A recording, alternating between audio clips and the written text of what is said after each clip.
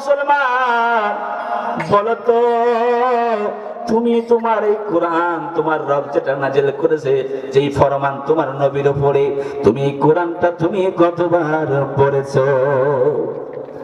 গভীর মনোযোগ। আমার মেয়েরা কোনো দিকে নজর নাই। দেখেন তো কোরআনের পক্ষে যারা থাকে তাদেরকে আল্লাহ পাক রব্বুল আমিন কিভাবে বিজয় দিয়ে দেয়। আমি আপনি যদি কোরআনের পক্ষে যদি থাকতে পারি, সেই আল্লাহ কিন্তু আজও বিজয় দেবে, ঠিক কিনা বলেন? কিয়ামত পর্যন্ত যারা কোরআনের পক্ষে থাকবে, আমার আল্লাহ পাক রব্বুল আমিন এইভাবে করে বিজয় দান করে দেবে। জোরে আল্লাহু আকবার। মুসলমানকে ডাকে, ওরা বলা হলো মুসলমান বলো তো তুমি এই কিতাবটা কতবার পড়েছো? মুসলমান ডাক দিয়ে বলে, ও লেখক, আমি এই কিতাবটা শুধু একবার নয়, একবার নয়, দুইবার নয়, তিনবার নয়, আমি এই কিতাবটা আমার অন্তরে ধারণ করেছি। জোরে বলেন সুবহানাল্লাহ। যদি আগুন লেগে ধ্বংস হয়ে ধ্বংস হয়ে যায়, যদি আগুন লেগে ধ্বংস হয় সব পৃথিবীর সব বইয়ের দোকান, বিশ্ব থেকে হারাবে না পবিত্র কুরআন। জোরে বলেন ঠিক কিনা? আরে কেমন করে করবে ধ্বংস?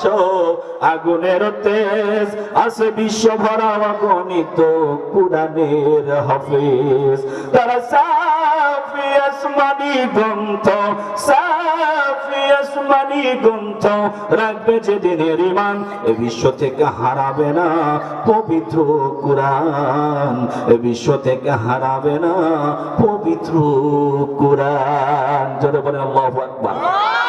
যদি আগুন লেগে ধ্বংস হয়ে ধ্বংস হয়ে যায়, যদি আগুন লেগে ধ্বংস হয় সব পৃথিবীর সব বইয়ের দোকান, এ বিশ্ব থেকে হারাবে না পবিত্র কুরআন, এ বিশ্ব থেকে হারাবে না পবিত্র কুরআন।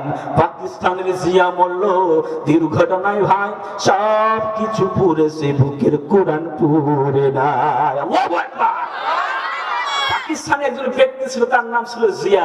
এখন কিন্তু আলোচনা শুরু করি, একটু মোট দিচ্ছে, ঠিক কিনা বলেন? আর বাংলায় নওগাঁর ভাষায় কি বলে, একটু কেবল আংটি শান্তি চলছে, ঠিক কিনা?